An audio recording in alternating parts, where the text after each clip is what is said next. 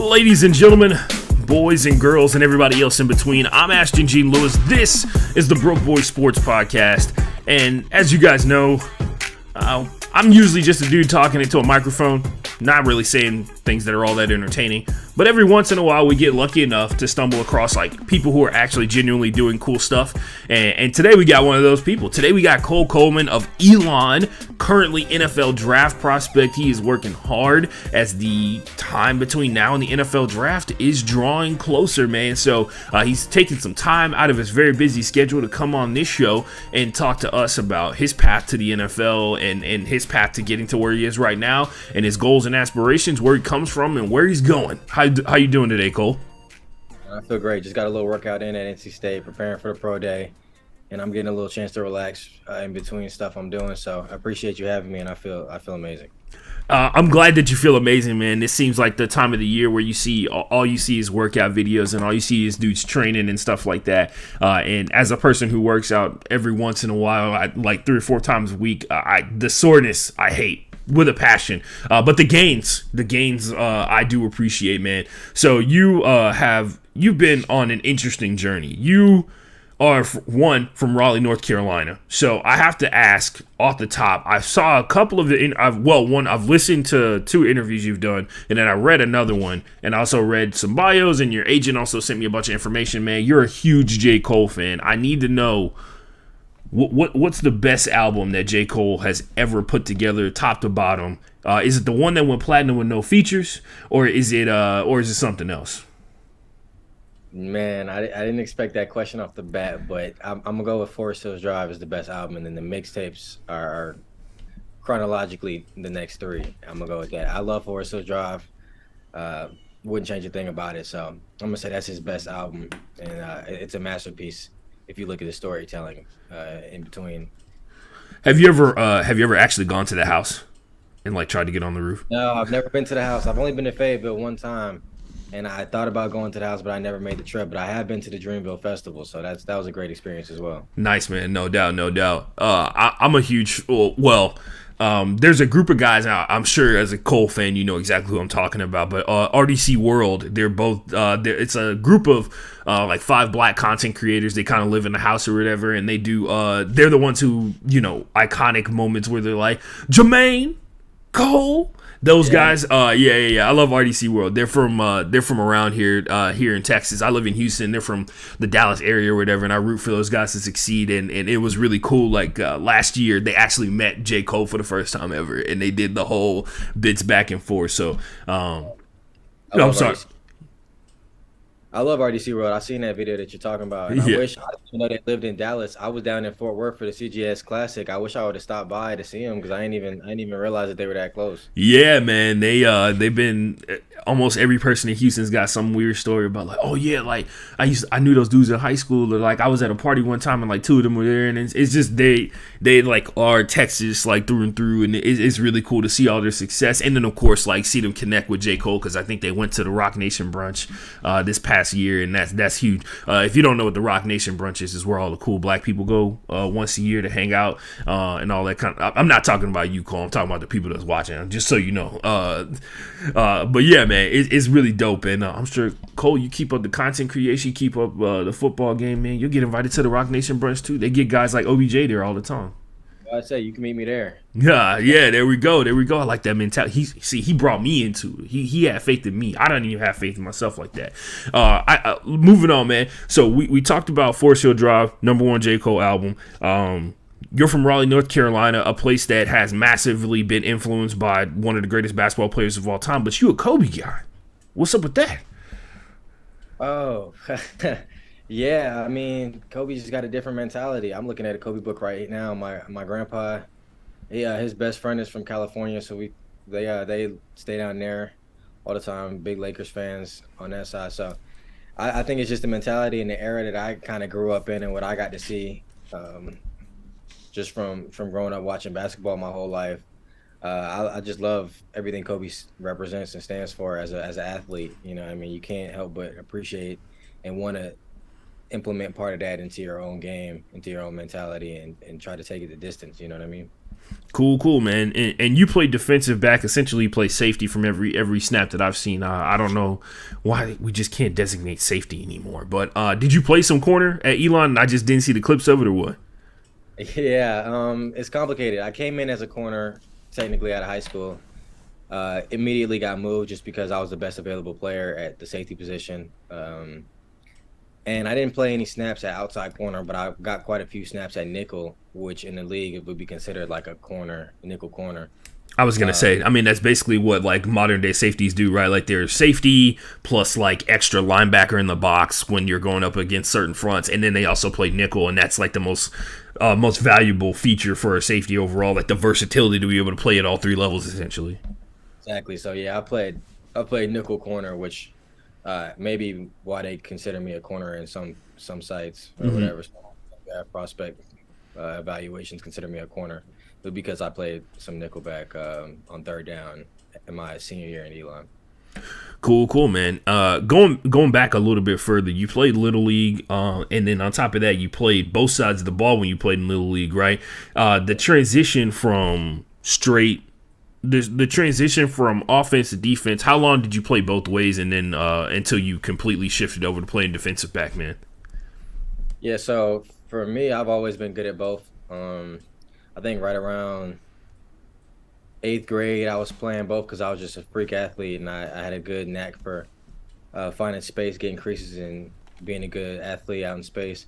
I've always had really good hands. My dad played wide receiver his whole life, so it's catching the ball has always come natural to me. Running routes is natural, but my heart's always been with defense. Like just even in little league when I was playing linebacker, like that's just always what I've had a knack for. I've always had the instincts to just go find the ball and I hate running routes without getting the ball. I'm more selfish than that. I'd rather the fate of the team be in my hands with every snap. You know what I mean? And I feel like at safety, especially or at corner, you blow a coverage with a good quarterback, that's six every time. So every play is your play to make, and every play is a play that you can mess up and cost your team.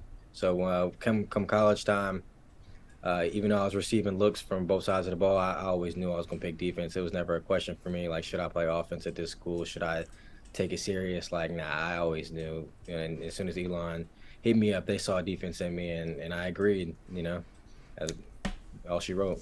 I like the vicious mentality of like the offensive players are just in the way of me and the ball. I do, I do like that. That sounds like a good way to approach football, especially when you play defense, especially in modern day football, where like playing corner and safety is just damn near impossible with the things that they will not allow you to do anymore, man. So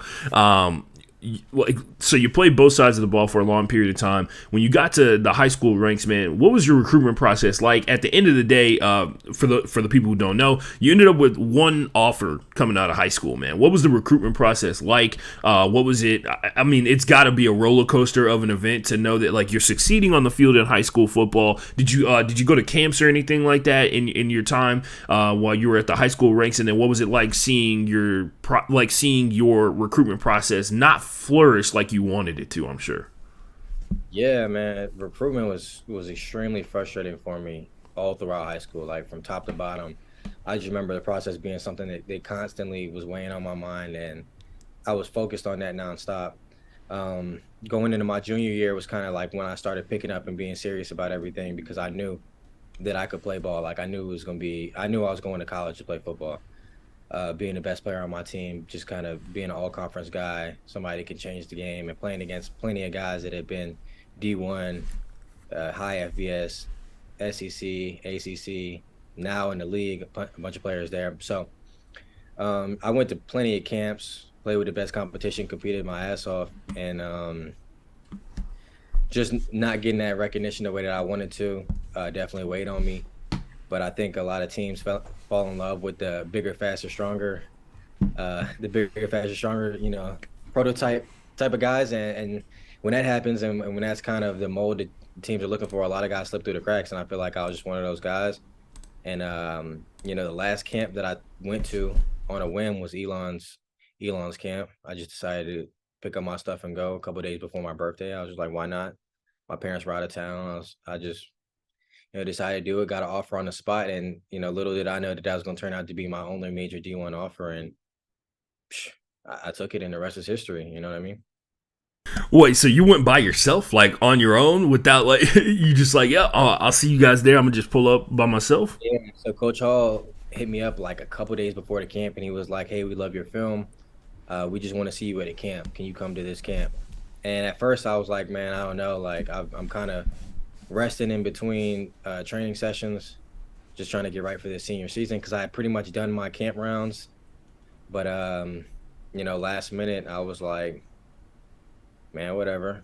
Yeah, Packed my cleats up, got in the car, and made the trip. And lucky for me, they liked what they saw out of me. I dominated the camp as I did with every camp I felt like, and they saw enough to offer me before I left campus. And coach wanted me to commit on the spot, but I wasn't going to do that without my yeah, mom. So smart guy. I took some time to think it out, obviously, and then I dealt with some injuries my senior year in high school, which also, I feel like played a role in the lack of recruitment that I felt like I deserved. But ultimately, it ended up being my best option, and I took it. No questions asked. And man, you. So when I read about the injuries that you were talking about your senior year, first of all, I thought it was your college senior year, which I thought was like, man, that's brutal, man, to go through the freak injuries and stuff like that. But what was the injury? You said it was like a freak injury. Like, what was it that happened your senior year of high school? So they say history repeats itself. It was the senior year of high school and the senior year of college. Okay, okay. And I feel like history is repeating itself in quite another way where I had a great junior year. And now stepping into your senior year, you go through the same sort of thing where you were getting some traction and now it's kind of stalled out. And I'm in the same position again where all I need is one team to see the vision in me. And I think I'm going to make that team better. But in high school, I dealt with a lot of hamstring injuries, just trying to come back early. I wasn't aware of like soft tissue injuries. I didn't know the ins and outs. It's not, grade A medical staff. You know what I mean? I felt good trying to come back and coming back prematurely. It's just dealing with resets over and over. Yeah. My senior year, the right before preseason camp, I was in the best shape of my life, faster than I'd ever been, stronger than I'd ever been. And we were doing our last like heavy leg day, and I had like a sprain. I sprained my groin in a lift. Like I was split squatting like 520, 530 pounds, something like that. Yo. Buckled on me like real quick. Like I got the reps easy, and it just buckled, and that held me up for all of preseason camp and week one. So that was a freak injury that kind of derailed, just all the momentum going into that senior year. And I think missing camp is a tough thing to deal with as well, just because the conditioning aspect, I had to redo that and just body accustomed to hitting people. Because when I played my first snaps at Wofford in week 2, I hadn't hit anybody since the spring. Yeah, man. I was gonna ask, man, when you pulled your groin mid squat, man, did you get the weight off, or you had to drop, or you had to bail out, or what? It was over for that. It was over for that rep. It was a lot of weight up there, but I was fine. Like, Okay. Yeah, my teammates were there to catch it. It was just a freak accident. Like nothing like that's ever happened to me, and nothing like that's happened since. So, it hasn't. I don't blame nobody for it. I was in great shape, and I bounced back. My groin's 100% now, so it's nothing to trip over at this point. I got to play the hand I'm dealt. Cool, man. I like the mentality. Trying to, that's one thing about when you're playing high level sports, man. You got to have the ability to move on to the next thing, and also like actually rationalize and deal with things that just happen, and some things are out of your control. Speaking of which, man, you're in a process where you're trying to convince, like you said, at least just one team, really, when it's all said and done, that you should be able to play it at the NFL level, man. What going back to something you said about your high school recruitment process, you said it was something that kept you up and really affected you the entirety of the process. Do you feel like you've gotten better at dealing and rationalizing, kind of compartmentalizing the pressure of the NFL draft coming up, being a small school guy, and also on top of that, knowing in your heart of hearts that you got what it takes, man? How has this process been different than your recruitment process as a high schooler?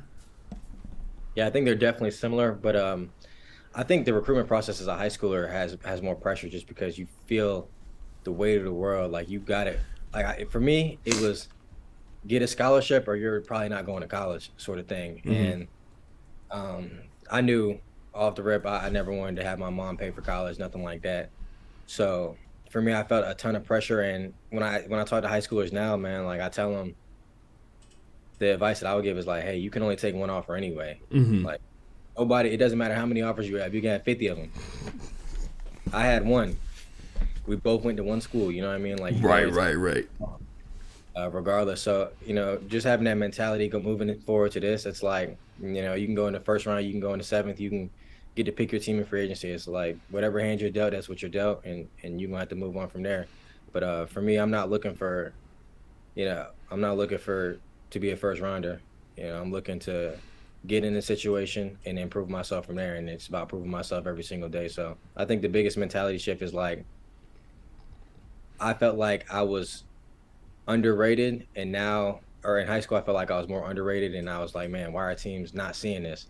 Now I feel that hunger where I'm like, yo, I gotta prove it every day. And I think it's more so of a mentality shift to where like I know that I gotta go out there and prove it each and every day that I'm out there. Yeah, man, that's cool because there's like a little nuance in there, right? Like there's a difference of like the woefulness that comes with the first aspect when you're in high school, and then there's the other one where it's got like the attack mentality behind it, where you feel like you still have control of some things, especially considering how hard you work to begin with, man. So I gotta ask, Elon, what's popping? What's popping on a Saturday night in Elon besides the football games? I read how you said that nobody cared. It was really weird going to a school where nobody cared about football. Yeah, man, especially from North Carolina because it's not Texas, but they care about ball. Like, Oh yeah, no, I did some TikToks recently on Javon Hargrave, who is from Fayetteville, I think, off the top of my head, and then also two other guys who both in the Super Bowl. There were four guys who went to HBCUs that were playing in the Super Bowl. Two were on the Eagles, two were on the Chiefs. One of them was like their superstar cornerback. He's like a 6'2" dude that runs like a 4'3", but went to an HBCU. I don't even know how that happened, right? But I read about like where I was like, man, these guys are coming out of high school with one offer, but they're making it to the NFL, like making this massive impact, right? Like Javon Hargrave just signed a huge deal, and he came out of high school. He only had one offer, and it was from South Carolina State, which has like a long history of producing NFL football players. So yeah, I kind of picked up on like, oh, they really about it up there. So yeah. in North Carolina, we get down in football. They consider it a hoop state, but I would say we're definitely not no slouch in football. It's a Southern state. They care about ball out here. But Elon on a Saturday, they're gonna darty. The white kids gonna be out there darting, and they're gonna be at the little Zeta, the damn Beta, all the Greek letters in the alphabet. They're gonna be out, with they Corona lights and whatever they be on. Yo, you did not diss him with the Corona lights. They probably got some Miller lights or whatever, Bud lights, all the lights. They're gonna be out there on the roof. The champagne of beers. Yeah, I got you. They're gonna be on the roofs doing whatever they do, jumping off roofs, playing pong. But football was definitely on the back burner for Elon. Got you, man. So we sounds like Elon, they party, but they don't necessarily know how to do it all that well, man. But hey, it be like that sometimes. Sometimes it's about the people you with, not necessarily what you drinking. So They get lit. I can't speak for everybody. You know what I mean? It's not my kind of parties, but they get lit down there. okay. Cool, man. So what's the spot, like the spot to eat at in Elon? Just in general, if you got like a top 3 places that like you would say, like if you were sending somebody down there, they go to these 3 places, they're gonna have a good time. Man, Elon's in the middle of nowhere. I'll be honest with you. If I'm gonna send you to somewhere, I'm gonna send you to a dining hall. The dining hall at Elon University. All right, sold. Dining halls aren't bad, man. It's a good vibe at the dining hall. Go to Cadoba. Cadoba's nice. All the nice. The workers are my best friends. I'm gonna go back to visit them soon. So that's a family vibe. But to be honest, I did most of my cooking. Like it's more like a fast food capital, if anything. I can't. Damn, man, they helped you out big time. They helped you out big time. They got you out here cooking your own food and everything, and because of the food in town. Now, hey, look, as a person who eats way too many cheeseburgers and way too much pizza, if somebody could figure out a way to eliminate all fast food restaurants in Houston, I'd be looking like you. I'd have 8 abs everywhere too, man. So I respect the honesty. I really do. But I'm sorry. Go ahead, man. I about to say, man, I couldn't have told you a place if I wanted to, man. B-Dubs and Wendy's out there. Oh man! All right, so not going on the Broke Boy Sports College Football Tour. Will not be going to Elon University. It's all good. But yeah, man, I read some other articles about how you model your game after Tyrann Mathieu, the Honey Badger, who has like a long. I mean, when Honey Badger was in college, man, it was just like a whole nother level, right? Like, dude, that was a legit Heisman candidate when it was all said and done. What part of your game do you feel like? What part of your game do you feel like you add to that mimics Tyrann Mathieu like the absolute best? That you could almost say is like the exact same thing, the exact same way that he does it. Yeah, I like that question. I would say Tyrann Mathieu and Earl Thomas are the two guys that I look at the most. Two very violent guys. I respect that. Yeah, they're definitely gonna be Hall of Famers. But yeah, I think there's two main things that I think mimic his game really well. And I think the first one is the versatility, to be able to come down in the run fit when needed, to be able to guard slots, guard tight ends, and then have the versatility to blitz off the edge as well. So any given down, any given play call, you got a place on the field, and you can impact any given call with your instincts. I think the second way that I mimic Tyrann Mathieu's game is just the mentality. Like, I don't see myself as a defensive player or a piece of the puzzle. I see myself as a weapon. So it's like, figure out how to use me as a weapon as a coach. And I think Tyrann Mathieu has that same mentality where any given play, he can make something happen. He can make a huge play that can change the momentum of a game. And I think, when I started to switch that mentality is when our coach, Devontae Edwards, came in and said the ball is the issue. And my junior year, I forced four fumbles, I think. Senior year, I recovered 3 of them. And I think it's just from the mentality of having that hyper awareness for the football and being able to understand it. Like, the offense can't do nothing without the ball. And when you attack the ball more so on the defensive end, you can really make some things happen. And I think Tyrann Mathieu is the perfect embodiment of that, especially in college. You can see, just how disruptive he was for offenses. No doubt, man. And there was one of your highlights. I think it was versus Campbell. Guy catches. You talk about the forced fumbles. Guy catches the ball and he's like running into the end zone. And I'm over here like, yo, like why? I was like, why did Cole put this highlight of this dude running in a touchdown into his highlight package? And it's like really early on into it, and then you just come out of nowhere, man, and you grab the guy, and I'm like, oh, this is set up, and he thinks he's like going to just fall into the end zone or whatever, and right before he hits the ground, that ball flies out of there, man. So like you said, being a ball hawk, the ball is the issue. I like that. Got to get that printed on a t-shirt somewhere. So we go moving a little bit further ahead, man. This draft process, the training aspect of it. Your agent is the reason that we're even having this interview, man. What was it like when it was done? When you were done at Elon and you knew it was a wrap? What was the process for transitioning to preparing for the process that is the NFL draft? What was that like, man? A lot of processing going on out here, but shout out to him. I met him during the season. He reached out to me, and the reason I liked him so much was because he actually watched my film and he believes in me as a player and a person more so than anything. So, I would never want to partner up with somebody that saw me as a number on a sheet or just an asset to their business. The fact that he took the time to actually watch massive amounts of my film and knows me in and out as a player and believes in that is a big reason why I signed on to the agency that I did. But the process, as soon as the season was over, I kind of had to shift into a different mentality. It was obviously tough leaving my teammates and having that be our last game, especially being a game that I didn't even play in due to injuries. But it was immediately a different mentality for me. I moved into rehab immediately, make sure my body's right, get as healthy as I can before the process of the process. And just shifting into that, and then starting to shift into the business mentality of like, you're no longer a player, you're no longer a student, now you're a commodity, like you're a asset to a team, you're a product, you know what I mean? And having that mentality where like, I'm a business now, more so than football's a business. Like, I'm a business, and I need to be able to make sure myself that I'm marketable not only on the field but off the field, and just getting myself right, every which way that I could to maximize the chance that I have in front of me. In the iconic words of Hove, I'm not a businessman, I'm a business man. So let me handle my business, damn. So the process has been interesting. So you've been training in Nashville, and now you're back in Raleigh. Who were you training with in Nashville? What were you guys focusing on? Has there been any aspect of your approach to training that attacks something that you didn't even know was an issue for you as a player? Yeah, I mean, I trained with X3 out in Nashville. There's also an X3 in Orlando. I think it was a really good facility for me. I kind of had a couple different places that I could have went to. They gave us a virtual tour, hit us up, housing, all that, food, training facility, treatment. So they had a huge package for us, and I was like, man, this is the best opportunity for me to go and train. I mean, in terms of as a player, I think that putting on a little bit more weight, but being able to handle that was big for me.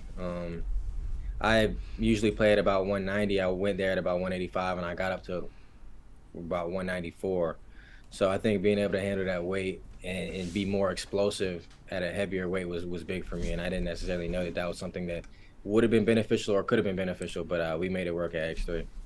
I'm glad, man, that weight process, that it's so weird because I wonder, like, because there's these weight parameters that every position has, right? Like, you get to the NFL and it's like, oh, like, how can you be a linebacker if you're, like, not 235 or, like, 2 something like that? And there's, like, this small window. It's almost like their weight classes in boxing sometimes. The issue, you saw, I'm sure you've been hearing a ton about the Bryce Young situation where it's like, oh, man, we know that he's, like, 180, but he's going to show up to the combine at, like, 205 or something like that. And everybody knows that it's not, like, real weight. Like, he's going to drink a bunch of water and like eat a bunch of food or whatever that's going to make him heavier on the scale, and then basically like go in the bathroom. Like, I listened to a podcast with Dominique Foxworth, who works for ESPN. He talked about how he went into the bathroom and he was one of many NFL prospects at the combine throwing up water, just like literally throwing up an entire stomach full of water to make sure that he hit the weight on a scale. And it makes me wonder, like, how many of these dudes get to the NFL? I know they have weight clauses and stuff like that for fines and everything, but how many of these dudes fit into these parameters still when it comes after they get drafted? So it's kind of dumb, like the scale situation. And I get being a better athlete is always like the number one thing, but at the same time, it's like it feels like there's so many times where you have conversations about dudes who weigh too much or too little. Nobody ever weighs the right amount of weight, right? And it's so weird because we all know that 195 for one person is not 195 for the other person, is not 205. You know what I mean? So I always found that weird, man, trying to figure out how to weigh that. As a fat guy, I always find it weird that people are so obsessed with numbers on the scale. But you talked about finding a way to get more explosive, get more weight on your body. Obviously, that's going to make you an even harder hitter. I'm sure you're looking forward to being able to do that. Has it been weird to go this long without actually being able to like lay hits on people as a safety? Yeah, it's definitely weird, especially now going through the draft or the combine training process, because I feel like I'm training for a track meet, which is essentially what I am doing. I've been in the weight room this whole time, and we've been on the field every day, running in straight lines and running in zigzags, but none of this is really football. So it's definitely a weird process where, you know, it's taking me out of football in a sense, where I feel like I'm doing so much more straight line stuff just to prove stuff that I already kind of know about myself. But at the end of the day, I'm ready to get back on the field and hit somebody. I mean, that's what I do. I'm a football player, but you know, I mean, these are important numbers to put up. It's kind of like your resume, and kind of just to prove what you already know or what you see in the film. And you know, I got everything in the world to prove, so I'm gonna make sure that I'm right in every area that I can be. And we had a conversation about this before the stream started, about the parallels between you and your dad's path. And it's kind of wild. Like, your dad played at NC State. You are having your pro day at NC State. You trained in Nashville. Your dad played professional football in Nashville for the Tennessee Titans. I have a friend who's a huge Titans fan, so I texted him about you coming on the show, and he was pretty pumped about it. But you trained in Nashville. Dad played for the Titans. NC State pro day. What has it been like to kind of have this weird pseudo path that essentially follows the same thing that you've seen already happen before? Because your dad was already in the league when you were born, right? Shortly after. I think he was in the league maybe 2 years after I was born. I was a young boy. Okay. Cool, man. What has it been like to have like those kind of parallels that work in tandem with like, the person that the first football player you ever met, right? Yeah, it's cool, man. I was born with a football in my hands, and to kind of have a completely different path leading up to my journey, but still see those parallels is crazy because my dad was obviously a huge recruit out of high school. Right. Went to a school and was a little bit more. He had a little bit more notoriety going into the draft just based on, some of his teammates, teams he was playing, things like that, things of that nature. But just getting to see those parallels that are coming back, that are like just odd coincidences. It's really cool, and I think about it sometimes. Like it almost feels like, this is written somewhere in the stars. You know what I mean? So, I don't think about it as anything more than coincidences that are cool. Maybe something, beyond my ability to comprehend. But at the same time, it's definitely something that it just lingers on my mind as like wow kind of thing. Yeah, man. I just think about like all the places in all the world, and those are the yeah. So, tell me what's the plan for NFL? What's the plan for the draft, man? Like when you're watching it, because as a person who's watched a lot of Path to the Draft stuff, and actually I want to ask two more questions. One about the safety position, defensive back in general overall, and then two about like what you're planning to do on your channel in terms of your Path to the Draft material that you're getting together, man, yourself, which is wild to think about. But starting off, man, like what's the plan for the draft? Are you watching day 1, day 2, all that kind of stuff like that? Are you having a party? What's the deal? I heard the ideal situation is to get the grandma to come and cook the curry chicken and come through. Yeah, man, you did your research. I love my grandma. She probably is gonna come through. I won't lie. The pan right now, I'll probably tune into day 1 and day 2 just because I'm a fan. Like for my whole life, I've always watched the draft because I just love the spectacle of it. Seeing guys' dreams come true and things like that, even for the first round, second round guys, like I'll be happy for guys that have made their dreams come true and have worked just as hard as I have to get to that position. And then on top of that, the technical aspect of everything and just seeing what guys are doing, how they work, what they've done, like just being a student of the game through and through. I think day 1 and day 2 are still going to be worth tuning into. Day 3, I'll probably have, close friends and family. I don't know if it'll be a draft party or whatever, but I probably still got a little bit of ways to go to get myself fully on draft radars in the draftable territory, but I think that's definitely within reach based on, what I project for myself at the pro day. And I think teams are going to start waking up and I'm going to rise up draft boards coming up pretty soon. So I'd like to have my family around and the closest people with me, obviously. And, hopefully we'll have something to celebrate by the end of the night. No doubt, man. I'm sure you will. Obviously, I'll be watching, thoroughly invested just in the little bit of research that I've done. One thing that I am a sucker for when it comes to this whole like sports media thing is a great story. And if there's one thing that you've got, Cole, it seems like it just feels like everything about like your path is the adversity that teams are looking for people to overcome to be successful. So, and on top of that, I do enjoy the fact that you're also a video editor on the side, man. That's your gig. You told me beforehand you're working on a massive project coming up here pretty soon, man. Can you give me can you tell the people a little bit more about that? Because I'm pumped about it. I love draft content. I love draft season, as I like to call it, SZN, stuff like that. I've watched Dorian Thompson-Robinson, who's the UCLA quarterback, his draft to the Path to the Draft stuff, and some other people as well, man. What are you working on? Yeah, man, I appreciate you even giving me the platform to plug myself right quick. But I'm working on a Path to the Draft series. Like you said, I got a great story. And I'm putting in a lot of work. And what a lot of people don't get, you might get, the bigger name guys with the blue checks on Instagram, guys with, Power 5, all that. But you seldom get the underdog story. And every time the Super Bowl rolls around, you hear, this guy came from this school, this tiny school. He had one offer. This guy had this. And you're like, yo, how did this happen? And my thought process was like, yo, I'm about to show you how it happened. Like, just stay tuned. So March 31st, we're going to drop the preview or March 31st is going to be the first episode popping out. You can get that on my YouTube. It's just Coleman. All the previews, trailers, reels, and stuff is going to be dropped on my Instagram. Cole, I need you to work on it, man.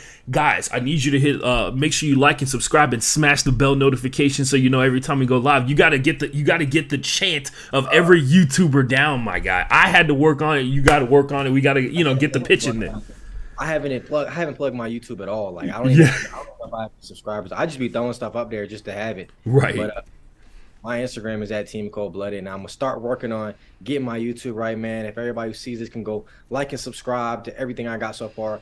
The Path to the Draft coming out soon. It's big time. It's gonna be the best thing you've ever seen. So let's make sure that we get up there and support your man Cole, the underdog on top.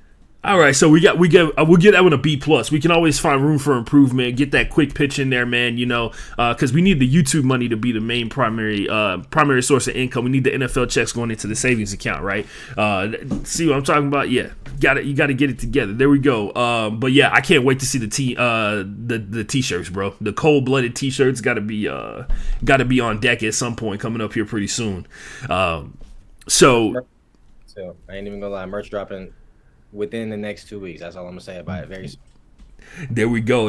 I like it. He's already got the gears turning and everything, man. Hey, there it is, right there. There it is. I don't want to plug too much, you know what I mean? But it's your platform, you know. Hey, no, man. I'm here to hear everybody's story, and I don't have a platform. I'm just a dude that talks into a microphone. I do like how it has the Cold World references to it. I like that a lot. But yeah, Cold World, baby. In the last question. I got 2 more questions. Do you know Braxton Berrios? I gotta ask. Yeah, he went to Leesville. I've met him on a few different occasions, but I don't know him all that well personally. But Okay. we do got some, my head coach my senior year is real close with Braxton Berrios. So I've met him a few times. He's going to head back down to Miami. I just saw he signed a contract, which is really cool. Hopefully I'll get the chance to link up with him in the league. Yeah, man. I saw I looked at your high school, and I used to cover high school sports here in Houston, and actually, really weird. A lot of the kids I used to cover in high school are now playing on TV on a regular basis. Like I used to cover Rashawn Slater, the left tackle for the Chargers, Kenneth Murray, a couple other guys as well. Steven Sims, a wide receiver for the Steelers, and all that kind of stuff like that. And now Hakeem Butler, who plays for the St. Louis Battlehawks in the XFL. But I got a chance to see a lot of them come up, and I always wonder, because I've gotten really good at like researching high schools, and I'm like obsessed with like, hey man, like, did you go to this high school? And there's like 27 dudes that you went to school with that made it to the NFL. And I saw Braxton Berrios is like a notable alum on your on the Wikipedia page for your high school, and I did the math in my head, and I was like, the math doesn't add up where he is age wise in comparison to Braxton and them being on the same high school team together. I think like 2-3 years or something like that. So my 8th grade year, he was a senior, so I got to see him. He was an absolute monster on the field. I got to see everything that the Berrios brothers did, and they kind of paved the road for guys like me to come in, especially guys that are not necessarily seven feet tall, right, in football. So like getting to see him show out definitely paved the way for me. And I knew as soon as I got there, my freshman year I wore number 8, to kind of model Braxton Berrios. So I know all about him, and hopefully I get the chance to almost link up with your idol type thing in the league and kind of show all the work that I've been doing and to get myself on that same level.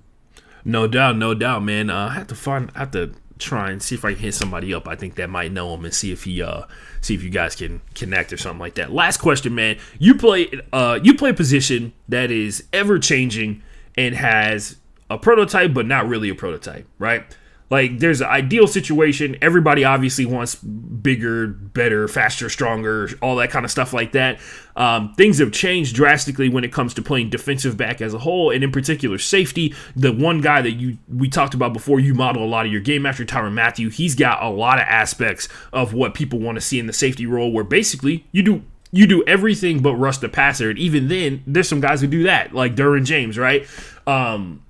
What's your viewpoint of how safety has changed from being, typically a pass coverage only position to now being like the do it all Swiss Army knife for pretty much every defense in the NFL, man? Right. I would say I'm in a fortunate position because, like you said, it's been through quite an evolution, but you've also had other prototype where it's like you're going to have a safety that fits the run, like a Cam Chancellor or a Troy Polamalu, guys that can be in the box on any given snap, and that's where you get the big dudes, the Derwin James, the Jamal Adams, Jaquan Brisker for the Bears. Exactly. So that, and Bernard Pollard, who I worked out with out in Nashville, he's a muscled up dude, you know what I mean? And you look at us, we don't even look like we play the same sport, let alone the same position. So I think I'm in a fortunate time in history where like more than anything, versatility matters, and that's always been my specialty. So how many things can you do on the field?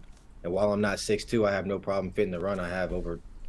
I'm fourth in team history in solo tackles at Elon, and I finished with like 280 something. You know what I mean? I've been all over the field and had plenty of experience in the box, and I don't have a problem coming up and fitting the run.